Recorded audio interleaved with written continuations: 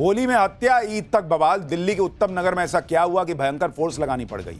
राहुल ओवैसी सब कूद गए, हाईकोर्ट पहुंच गया मामला। दिल्ली में क्या गजब हो रहा है, अब इसका चैप्टर। दिल्ली के उत्तम नगर में होली पर जो घटना हुई थी उसके बाद से माहौल में टेंशन अभी तक बरकरार है। होली पर हिंसक झड़प में तरुण नाम के युवक की मौत हो गई। होली को हुई उस घटना को लोग अभी तक भूले नहीं हैं। तरुण को इंसाफ दिलाने के लिए कैंडल मार्च निकाले जा रहे हैं, प्रदर्शन हो रहे हैं। और अब ईद से पहले एक बार फिर से उत्तम नगर में तनाव बढ़ रहा है। कुछ लोगों का आरोप है कि ईद से पहले धमकियां दी जा रही हैं, जिसकी वजह से इलाके में दोनों समुदायों में डर का माहौल है। यह भी कहा जा रहा है कि डर की वजह से लोग इलाके से जा रहे हैं। इधर इस मामले में अब पॉलिटिक्स भी शुरू हो गई। राहुल गांधी से लेकर ओवैसी तक की एंट्री हो गई। राहुल गांधी बीजेपी पर हिंदू मुसलमान में दरार डालने का आरोप लगा रहे हैं। ओवैसी कह रहे हैं कि पुलिस कुछ कर ही नहीं रही है। उत्तम नगर में हालात खराब होने की आशंका को लेकर दिल्ली हाईकोर्ट में याचिका डाली गई, जिस पर हाईकोर्ट में आज सुनवाई हुई। हाईकोर्ट ने क्या कहा है वो आज आपको बताऊंगा, साथ ही उत्तम नगर की ग्राउंड रियलिटी भी आपको दिखाऊंगा। लेकिन पहले दिल्ली में कैसे एक इलाके में पूरी फौज जैसे खड़ी हो गई है पुलिस की, जरा उसकी एक झलक देखिए।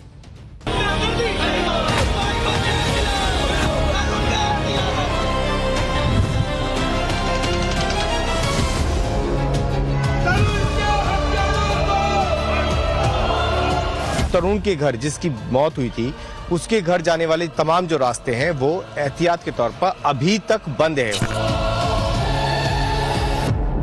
सोशल मीडिया पे धमकी जो दे रहे हैं वो दे रहे, तो उनका प्रशासन अपना काम अपना आप देख रहा है। तरुण के हत्यारों को फांसी दो। आदरणीय होम मिनिस्टर साहब या पुलिस फोर्सेस जो करना चाहिए वो नहीं कर पा रही है।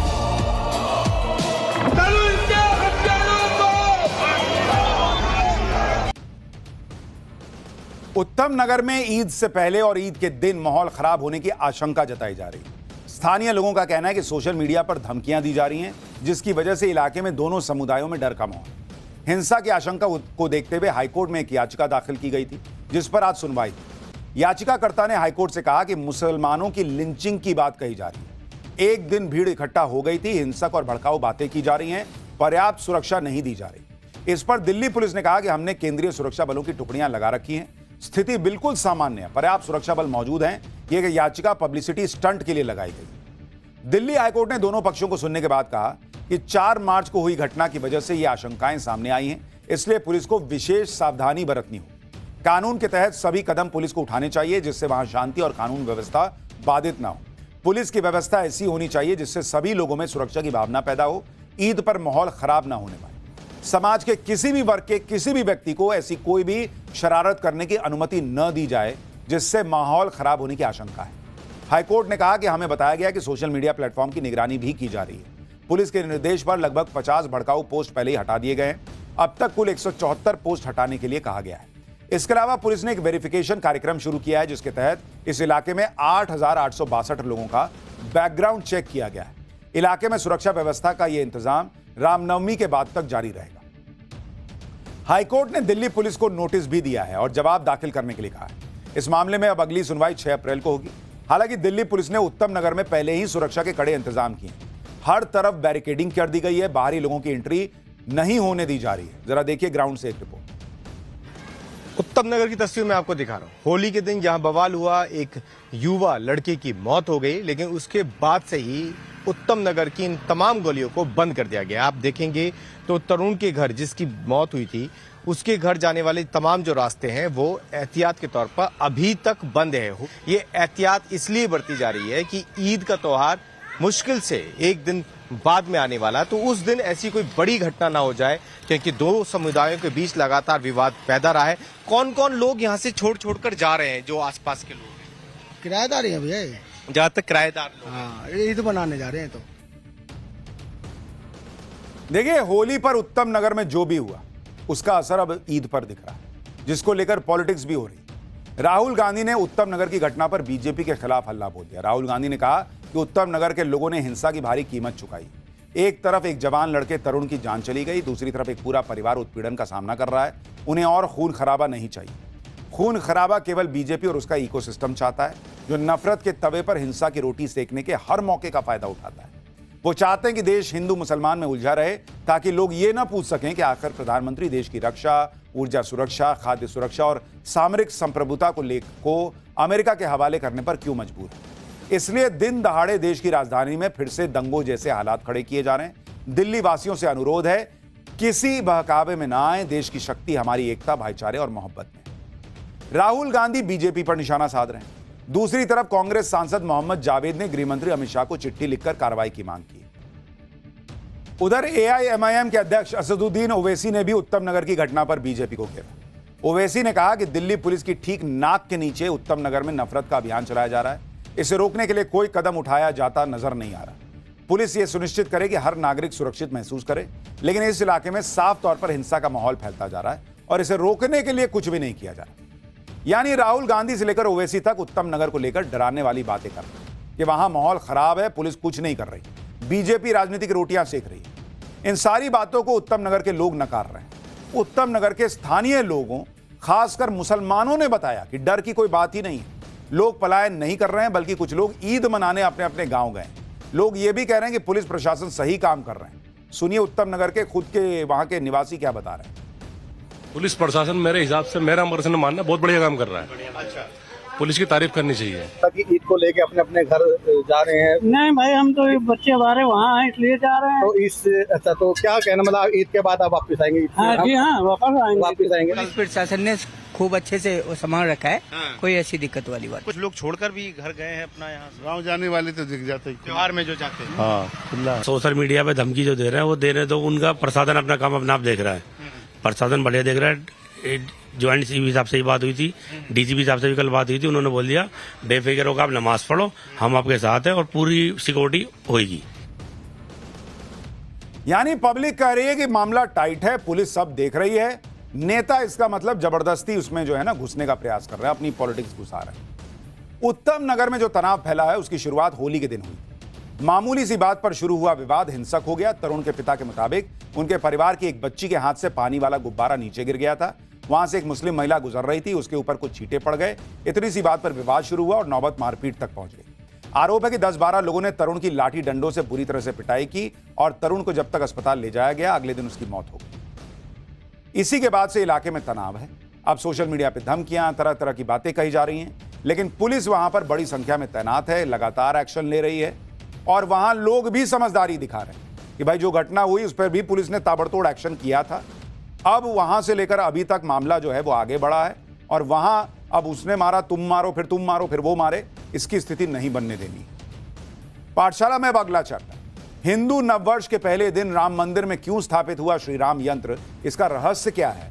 हिंदू नववर्ष पर 60 साल बाद ऐसा कौन सा संयोग आया जिसने दुनिया में बड़े बदलाव का इशारा दे दिया है। अब इसका चैप्टर देखिए। आज से नवरात्र शुरू हो गए हैं। चैत्र नवरात्र से ही हिंदू नववर्ष की शुरुआत को माना जाता है, क्योंकि हमारे यहां कहा जाता है कि चैत्र महीने की पहली तिथि को ही भगवान ब्रह्मा ने सृष्टि की रचना की थी। इसलिए इस दिन हिंदू धर्म के नववर्ष की शुरुआत मानी जाती है। लेकिन इस बार हिंदू नववर्ष और चैत्र नवरात्र बहुत खास है, क्योंकि अयोध्या में 500 साल के लंबे इंतजार के बाद बने भव्य और दिव्य राम मंदिर में श्री राम यंत्र की स्थापना हुई। प्रधानमंत्री मोदी ने राम मंदिर की आधारशिला रखी, राम मंदिर की प्राण प्रतिष्ठा की, राम मंदिर में धर्म ध्वजा फहराई और आज राष्ट्रपति द्रौपदी मुर्मू ने राम मंदिर में पूरे विधि विधान के साथ श्री राम यंत्र की स्थापना की। श्री राम यंत्र की स्थापना के साथ ही राम मंदिर अब सनातनियों के लिए धार्मिक आस्था के साथ ही आध्यात्मिक ऊर्जा का केंद्र भी बन जाएगा। आज पाठशाला में आपको बताऊंगा कि हिंदू नववर्ष के पहले दिन राम मंदिर में श्री राम यंत्र क्यों स्थापित हुआ, इस यंत्र का रहस्य क्या है, 60 साल बाद ऐसा कौन सा संयोग आया है जो दुनिया में बड़े बदलाव का इशारा कर रहा है। चैत्र नवरात्र के पहले दिन देश भर के मंदिरों में माता रानी की भक्ति में डूबे श्रद्धालुओं के गजब रंग भी दिखाऊंगा, लेकिन पहले एक झलक देखिए। पूरे देश के लिए, हिंदू संस्कृति के लिए मंगल हो, इसलिए राम यंत्र की प्रतिष्ठा हो रही, पूजन होकर के। राम यंत्र एक जहां उनका लगता है एक अलग ऊर्जा मिलता है। राम यंत्र पर भगवान राम और अन्य सभी देवताओं के प्रसन्नता के मंत्र अंकित रहते हैं।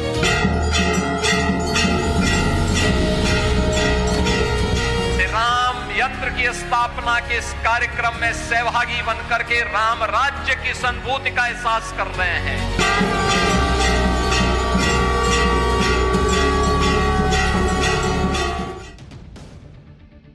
सबसे पहले बात राम मंदिर में स्थापित श्री राम यंत्र की।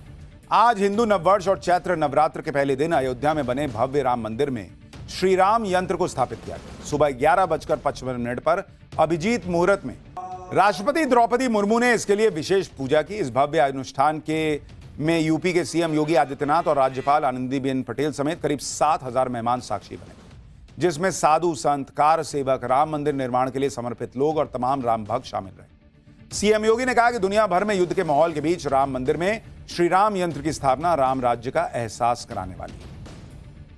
दुनिया में वर्तमान में तमाम युद्ध चल रहे हैं, अव्यवस्था है, आर्थिक अराजकता है, भय है, दहशत है, और हम भारत में अयोध्या धाम में भय मुक्त होकर के हजारों की संख्या में राष्ट्रपति जी के अभिवादन के लिए श्री राम यंत्र की स्थापना के इस कार्यक्रम में सहभागी बनकर के राम राज्य की अनुभूति का एहसास कर रहे हैं। राम मंदिर में श्री राम यंत्र की स्थापना के साथ ही उत्तर भारत की धार्मिक नगरी अयोध्या का दक्षिण भारत की धार्मिक नगरी कांची से त्रेता युग वाला कौन सा कनेक्शन जुड़ गया, इसके बारे में भी बताऊं। पहले राम मंदिर में स्थापित श्री राम यंत्र की खासियत जान लीजिए। सोने के प्लेटिंग वाले श्री राम यंत्र का वजन 150 किलो है। यह 4 फीट लंबा और 3 फीट चौड़ा है। श्री राम यंत्र में भगवान राम समेत 121 देवताओं की मौजूदगी है। श्री राम यंत्र को राम मंदिर की दूसरी मंजिल के गर्भगृह में स्थापित किया गया है। संतों के मुताबिक श्री राम यंत्र की स्थापना से राम मंदिर परिसर में सकारात्मक ऊर्जा का संचार होगा। सनातन की मान्यता के अनुसार किसी देवता की शक्ति को स्थिर करने के लिए यह यंत्र स्थापित किया जाता है। राम मंदिर में श्री राम यंत्र को शुभ मुहूर्त में स्थापित करने के लिए विशेष अनुष्ठान 12 मार्च को शुरू हो चुका था। 12 मार्च को प्रायश्चित पूजा, 10 विधि स्नान और जल यात्रा के आयोजन के बाद श्री राम यंत्र का मंडप प्रवेश हुआ। 13 मार्च को वास्तु पूजन, अग्नि स्थापना, मंडप पूजा के साथ श्री राम यंत्र की पूजा शुरू हुई। इसके बाद के दिनों में श्री राम यंत्र में स्थापित अलग अलग देवताओं की पूजा हुई।